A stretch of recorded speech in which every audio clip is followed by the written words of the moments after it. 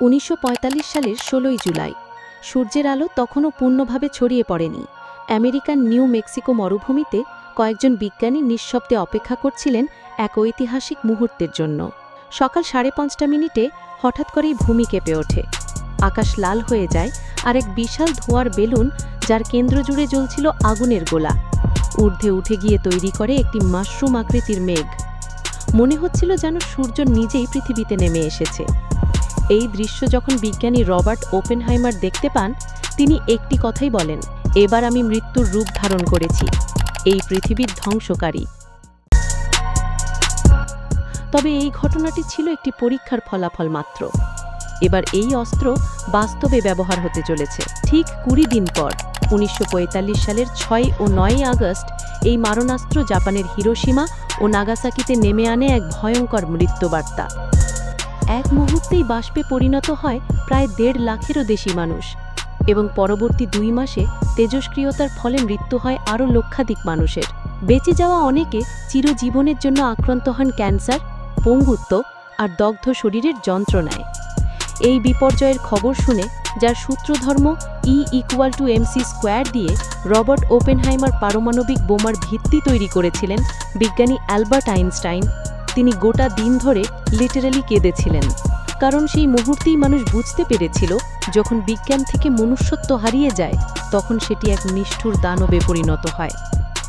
বর্তমান সময়ে আমরা সবাই জানি পারমাণবিক বোমা কতটা ভয়ঙ্কর, কিন্তু আমরা অনেকেই জানি না এই পারমাণবিক বোমার ভেতরে ঠিক কী ঘটে যখন এটি বিস্ফোরিত হয়, কিভাবে এই ধ্বংসের শক্তি আসলে তৈরি হয়। আক্ষরিক অর্থে আজকের ভিডিওতে আমরা জানাবো কিভাবে কাজ করে এই ডেথ মেশিন, আর কিভাবে কিছু ইউরেনিয়াম বদলে দিয়েছিল আমাদের পুরো মানব ইতিহাসকে। ভিডিওটি অনেক ইন্টারেস্টিং হতে চলেছে, তাই সম্পূর্ণ দেখার অনুরোধ রইল। আর নতুন বন্ধুরা অবশ্যই পাশে থাকা সাবস্ক্রাইব লেখাটি প্রেস করে বেল আইকনের অল অপশন সিলেক্ট করুন।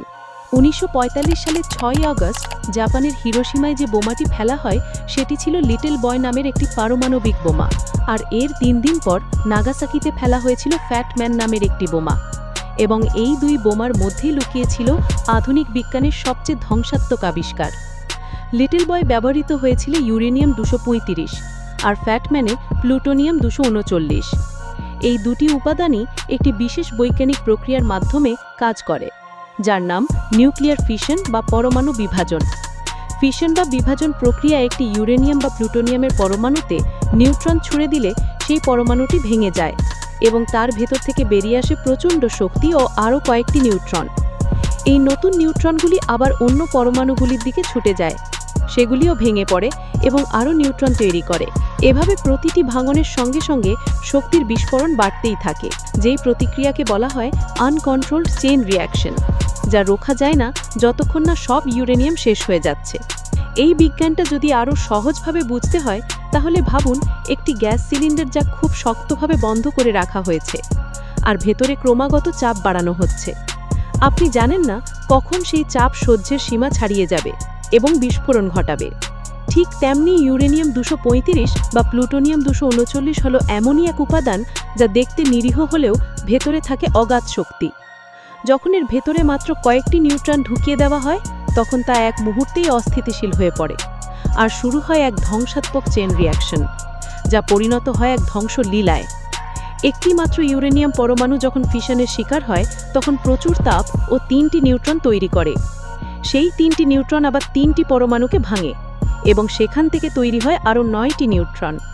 এই প্রতিক্রিয়া যখন একসঙ্গে লক্ষ লক্ষ পরমাণুতে শুরু হয়, তখন স্বাভাবিকভাবেই পৃথিবী পর্যন্ত কেঁপে ওঠে।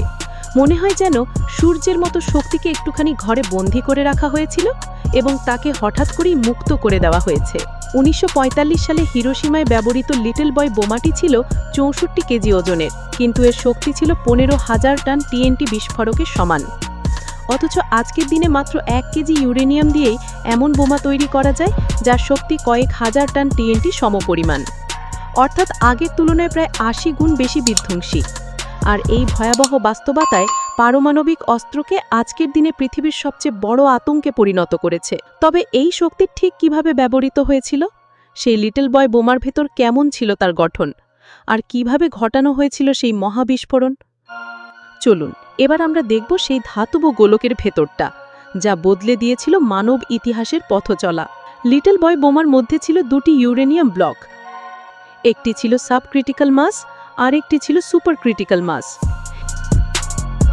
এই দুটি ব্লককে আলাদা করে শক্তভাবে রাখা হয়েছিল যাতে মাঝপথে ভুল করে বিস্ফোরিত না হয়ে যায়। যেই মুহূর্তে এই বোমাটি বিমান থেকে ফেলা হয়, পেছনে থাকা ফিনগুলো তার গতিপথ নিয়ন্ত্রণ করতে থাকে। ভিতরের ব্যাটারি সক্রিয় হয়ে ওঠে, সার্কিট চালু হয়, আর এক নির্দিষ্ট উচ্চতায় প্রায় 1900 ফুট দূরত্বে পৌঁছানোর পর ট্রিগার চালু হয়ে যায়। সেই ট্রিগারের ছোট্ট এক চমকে পুড়ে ওঠে কর্ডাইট পাউডার। তার তাপে একটি ট্রানজিশন কার্বাইড ডিস্ক, যা ছুটে গিয়ে ঘন্টায় 1080 কিলোমিটার গতিতে ধাক্কা মারে ইউরেনিয়াম 235-এর সাথে। সেই ধাক্কাতেই তৈরি হয় ক্রিটিক্যাল মাস, যেটি নিউট্রন শোষণ করতে শুরু করে, আর তখনই শুরু হয় ফিশন রিঅ্যাকশন। আর মুহূর্তের মধ্যেই তারপর একে একে ভেঙে পড়ে হাজার হাজার পরমাণু। মনে হয় যেন সব কিছু এক মুহূর্তের মধ্যে ঘটে গেল। এই বিস্ফোরণে এত শক্তি বেরিয়ে আসে যে তৈরি হয় 12,000 ফুট দীর্ঘ আগুনের গোলা, যা পরবর্তীতে 60,000 ফুট উচ্চতায় উঠেছিল। তাপমাত্রা ছিল প্রায় 65,000 ডিগ্রি সেলসিয়াস, যে তাপমাত্রা সূর্যপৃষ্ঠের সমপরিমাণ। এই প্রচণ্ড তাপের মধ্যে যারা ছিল তারা এক মুহূর্তের মধ্যেই বাষ্পে পরিণত হয়েছিল, এবং তাদের হাড় পর্যন্ত অবশিষ্ট থাকেনি। বিস্ফোরণের ফলে শুধু তাপ নয়, ছড়িয়ে পড়ে আগুনের গতিতে আসা শকওয়েভ। 4 কিলোমিটার এলাকা সব কিছু ধ্বংস হয়ে যায়। মানুষ, ভবন, গাছপালা সবকিছু এক মুহূর্তের মধ্যে ছাই হয়ে যায়। কিন্তু এই ধ্বংসলীলা এখানেই থামেনি। এরপর শুরু হয় এক অদৃশ্য বিষের খেলা, যা বিষের নাম তেজস্ক্রিয়তা। এই তেজস্ক্রিয়তা বাতাসে ছড়িয়ে পড়ে শত শত কিলোমিটার জুড়ে, যার প্রভাব থেকে যায় সপ্তাহের পর সপ্তাহ, মাসের পর মাস। বিস্ফোরণের কয়েক বছর পর থেকেই দেখা যায় অনেক শিশু জন্ম নিচ্ছে শারীরিক বিকলাঙ্গতা নিয়ে। কারো মুখ বিকৃত, কারো অঙ্গই নেই, কারো মস্তিষ্ক ঠিকমতো বিকশিত হয়নি। এই শিশুরা হিবাকুশা বেবি নামে পরিচিত। তেজস্ক্রিয় বিকিরণ শরীরের ভেতরে জিনে এমন পরিবর্তন এনেছিল যা ভবিষ্যৎ প্রজন্মে গিয়ে আরও ভয়াবহ রূপ নিয়েছিল। ক্যান্সার, বিশেষ করে লিউকেমিয়া, থাইরয়েড ও স্তন ক্যান্সার ব্যাপকভাবে দেখা দিতে শুরু করেছিল। পাশাপাশি দেখা দিয়েছিল মানসিক অসুস্থতা, বিষণ্ণতা এবং আত্মহনিতা। এই শিশুদের অনেকেরই সমাজে অবহেলা, স্কুলে বুলিংয়ের শিকার হতে হতো। তেজস্ক্রিয়তার কারণে অনেক নারীর গর্ভপাত পর্যন্ত হয়ে যেত। কেউ বা সন্তান ধারণ ক্ষমতাই হারিয়ে ফেলত, আর যে সন্তান জন্মেছে সেও জন্মেছে নানা রোগ নিয়ে। এই তেজস্ক্রিয়তা ছিল এমন এক নীরব বিষ যা শুধু মানুষ নয়, পুরো প্রজন্মকে ধ্বংস করে দিয়েছিল। আজও জাপানের কিছু পরিবার সেই যন্ত্রণার উত্তরাধিকার বয়ে চলেছে, এক অপরাধের দায় মাথায় নিয়ে, যে অপরাধ তারা কোনোদিনই করেনি। এই বোমাটি শুধুই একটি বিস্ফোরণ ছিল না, এটা ছিল মানবতার মুখে এক চরম অপমানের থাপ্পড়। এই ধ্বংসযজ্ঞ দেখে এই বোমার নির্মাতা রবার্ট ওপেনহাইমারের মনে দগ্ধ অনুশোচনার আগুন জ্বলে উঠেছিল। জীবনের বাকি সময় তিনি বিশ্বজুড়ে একটি কথাই বলতে থাকেন, এই বোমা থামাতেই হবে, এক্ষুনি থামাতে হবে। কিন্তু বিজ্ঞানের সেই কণ্ঠ, যে কণ্ঠ সতর্ক করেছিল মানবতাকে, তা চিরদিনের জন্য চাপা পড়ে গেছিল নোংরা রাজনীতির তলায়। আজ পৃথিবীতে প্রায় 12,500-এরও বেশি পারমাণবিক অস্ত্র রয়েছে, আর এর প্রত্যেকটি সেই 1945 সালের বোমার চেয়ে 1000 গুণ বেশি বিধ্বংসী। উইকিপিডিয়া তথ্য অনুযায়ী বিশ্বের প্রায় 10টি দেশ এই ভয়ালু দানবকে নিজের কোলে পুষে রেখেছে, ঠিক যেন এক হাতে খোলা পেট্রোল আর অন্য হাতে আগুনের ফুলকি।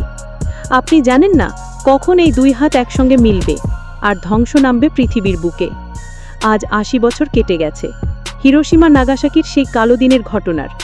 এরপর আর কেউ কখনো এই দানবকে ব্যবহার করেনি, শুধুমাত্র ভয় দেখিয়েছে। কিন্তু প্রশ্ন হলো, আমরা কি সত্যি পারবো নিজেদেরকে কন্ট্রোল করতে?